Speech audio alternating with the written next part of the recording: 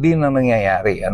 Sunod-sunod yan, walang tigil, hanggang dumating iyan doon sa sukdulan ng Crescendo. Yung naganap po na ito sa EDSA, hindi pa po ito yung Crescendo. There is something more that is about to happen that will push the people to the brink.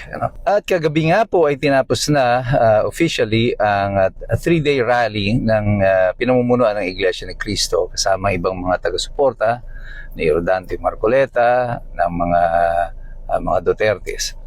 At ang tanong at sinasabi ng iba ay tila nabigo daw ang Iglesia ni Cristo sapagkat kanina umaga ay sinasabi ng ombudsman na isasampa na nila yung kaso kay Rodante Marcoleta. Totoo nga ba ito? Ito po si Attorney Michael Perario, pag-usapan natin yan.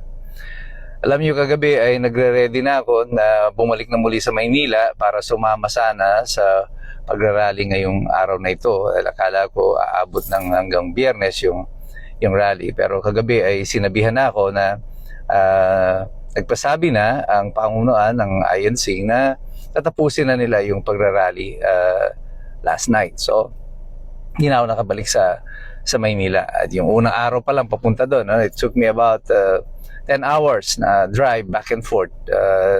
Kaya nakarating ako sa bahay, pasado 2:00 na ng madaling araw.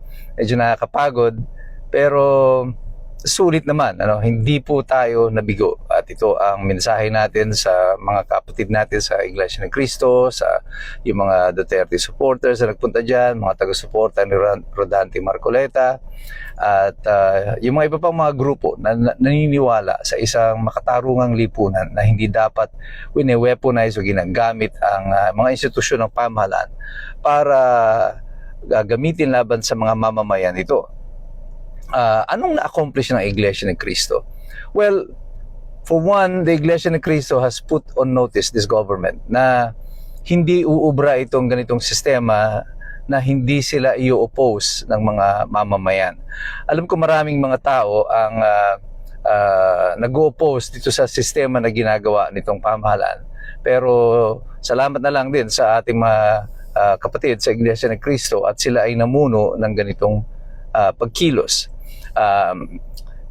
Sinasabi nila protection daw ito para kay Rodante Marcoleta. Well, that is a prerogative of the Iglesia ni Cristo. Miyembro nila si Rodante Marcoleta, at kung ang simbahan ko mang kinakaaniban ay gagawin ito para sa akin, and I will be truly grateful.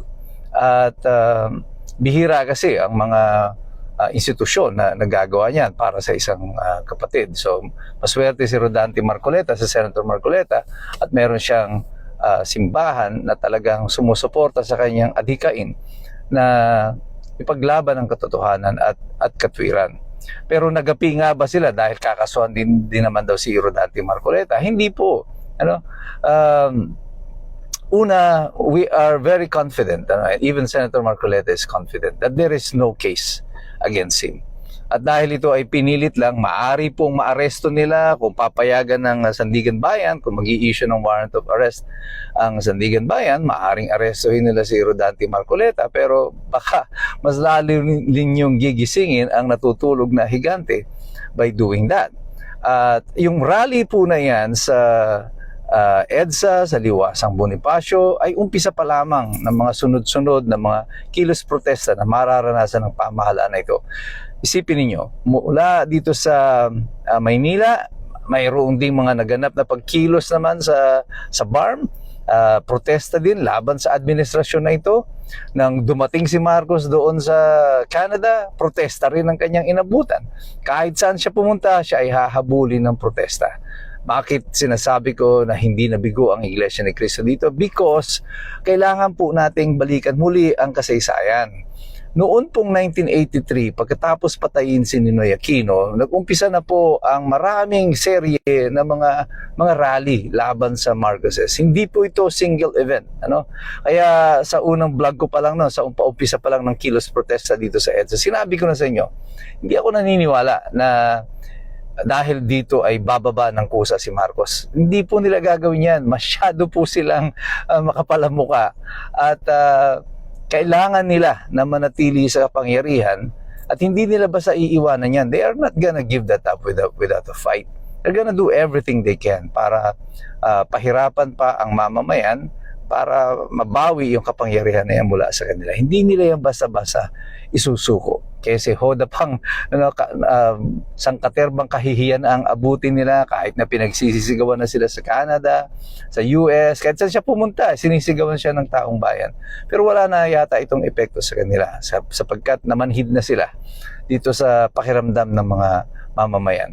But this is like music, you know, it's like yung revolution is like music. Parang habang paparating ka doon sa dulo ng kanta, there is what you call a crescendo. Yung pataas ng pataas, yung tono, yung nota, yun yung crescendo. At sa mga kasaysayan natin ng kilos protesta, ganun din ang nangyayari.